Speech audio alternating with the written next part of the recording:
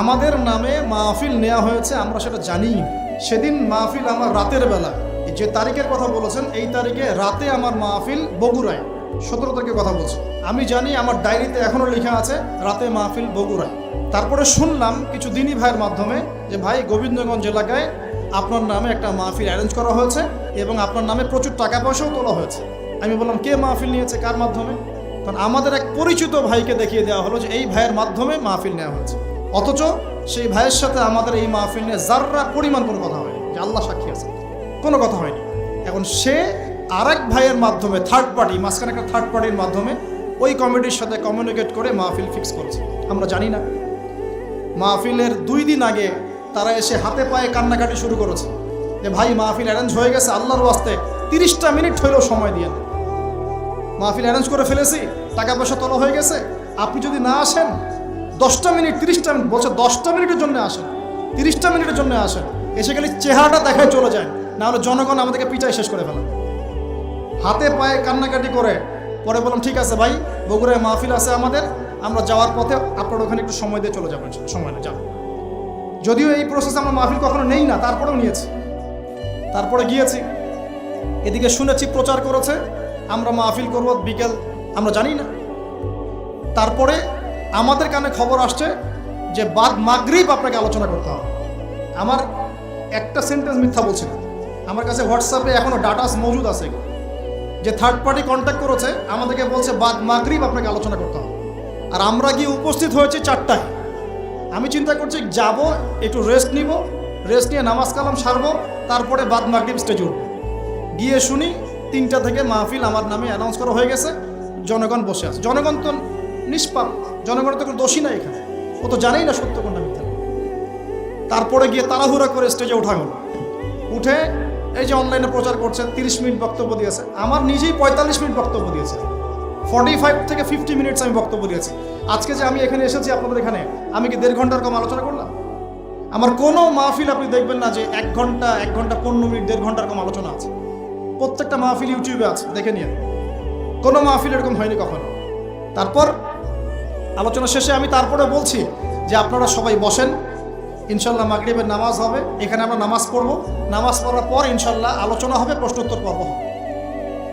এর মধ্যে শুনলাম আমাদের ইউটিউবারে যে ভাইরা, যে ভাই যে সামনে এখনো বসে আছে, এই ভাই সহ আমার ইউটিউবের প্রায় 8 থেকে 10 জন সদস্য আছে। 8 থেকে 10 জনের কোনো সদস্যকে তারা এখানে বসতে দেয় নাই এবং এই ক্যামেরা সেট করতে দেয় নাই। বরং 2 জন ভাইকে গলায় ছুরি ধরেছে, ক্যামেরা সেট করা যাবে না, ওদেরকে জিজ্ঞেস করে দেখেন, ওরা সাক্ষী নিয়ে দেখেন। ক্যামেরা ছুরি ধরেছে, গলায় ছুরি ধরে এই যে ক্যামেরা সেট করা যাবে না। একজনকে গলায় ফাঁস পেটিয়ে দিকে নিয়ে গেছে, মানে পুরোটা আগে থেকেই পরিকল্পনা করা ছিল যে কিছু একটা হবে আর কি। ক্যামেরা বসতে দিচ্ছে না কেন? এই যে ক্যামেরা রেকর্ড আছে, আজকে আমি যা বলছি, যা আলোচনা করেছি, তো সেদিন ক্যামেরা কেন বসাতে দিল না? ইউটিউবারদের ক্যামেরা কেন বসাতে দিল না? ক্যামেরা থাকতো, দেখতো মানুষ কি হচ্ছে। ক্যামেরা ভাঙচুর করা হয়েছে, ক্যামেরা বসাতে দেওয়া হয়নি। আলোচনা করেছি, আলোচনা পরে বললাম বসেন, চলে আসবে। এরপরে এই যে ছেলেটাকে আপনারা দেখেছেন ভিডিওর মধ্যে, এই ছেলে তার ক্যাডার বাহিনীকে নিয়ে, এবং তার একটা শেল্টার ছিল, একটা পলিটিক্যাল শেল্টার, সে এসে পুরো স্টেজে উঠে যাচ্ছে তাই বিহেভ করেছে আমাদের সাথে। কথাবার্তা সিরি এমন যে আপনাদেরকে টাকা দিয়ে নিয়ে আসি, ভাড়া দিয়ে নিয়ে আসি, যতক্ষণ বলবো ততক্ষণ আলোচনা করতে হবে, 2 ঘন্টা আলোচনা করতে হবে। এইসব কথা শোনার পর কোনো আলেম বসে থাকতে পারে? কোনো আলেমের ব্যক্তিত্ব গায়রত থাকলে সে কি বসে থাকতে পারবে এখানে?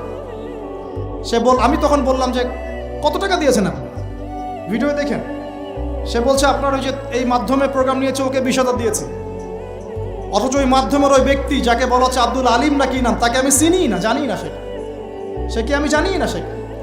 তারপর তাকে বললাম নিয়ে আসেন সামনে, নিয়ে আসেন, যত টাকা নিয়েছেন ফেরত দেন। আমার এসব অপমান হওয়ার কোনো প্রয়োজন নাই, প্রয়োজনে টাকা পয়সা হাদিয়া তো হোসাব নিয়ে যান, মাহফিল করার দরকার নাই। জনগণ দেখলো যে একটা হট্টগোল শুরু হয়েছে, অডিয়েন্স সবাই আমাদের পক্ষে ছিল, অডিয়েন্স সবাই আমাকে নিয়ে আলহামদুলিল্লাহ সিকিউরিটিতে গাড়িতে উঠে গেছে। আর আমার সাথে যে ছিল এক ছেলে মুজাহিদ, এই ছেলে আরও 2 ভাই ক্যামেরাম্যান, সবগুলোকে তারা বেধর পিটিয়েছে, দেখেছেন ভিডিওতে কি করেছে, এবং ক্যামেরা ভাঙচুর করেছে।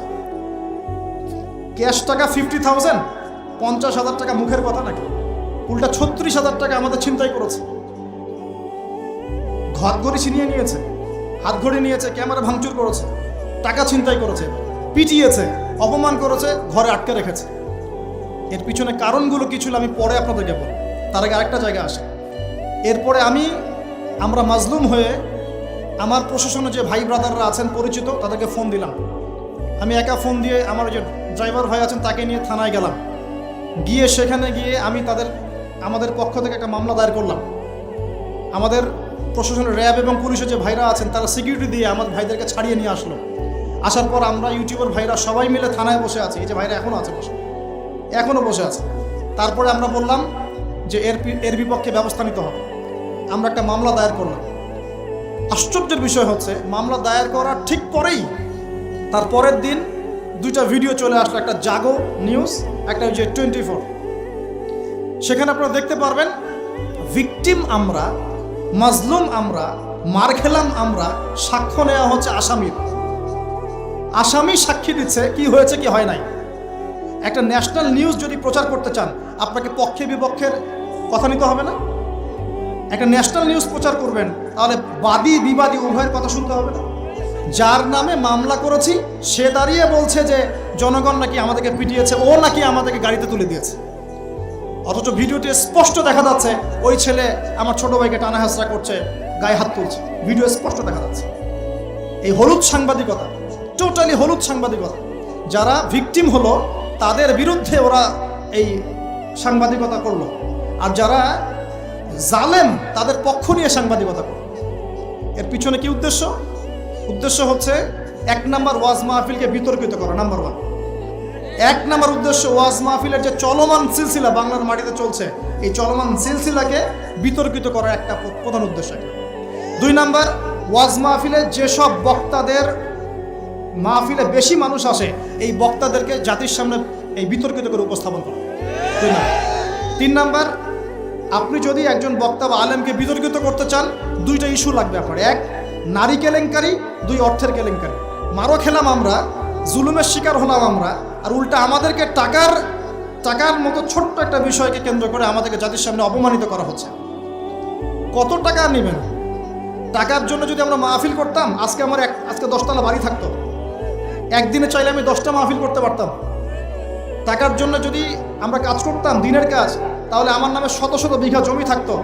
আমি আল্লাহর বান্দা, আল্লাহর জমিনে বেঁচে আছি কারাগারের জীবনে।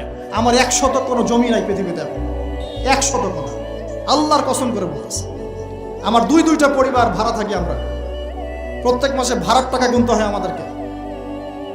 টাকা পয়সা দিয়ে মাহফিল কিনে নিয়েছে।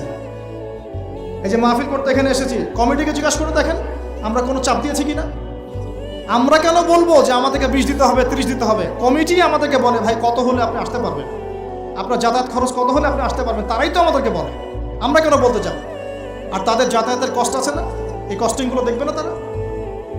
এখানে সবচেয়ে ন্যাক্কারজনক হচ্ছে যে মার খেয়েছে, যে জুলুমের শিকার হয়েছে, তাদের বিরুদ্ধে সাংবাদিকরা কলম ধরেছে। আশ্চর্য। অথচ একটা ন্যাশনাল নিউজ করতে হলে, কিছু প্রচার করতে হলে পক্ষে বিপক্ষে দুজনের কথা শুনতে হবে কি না?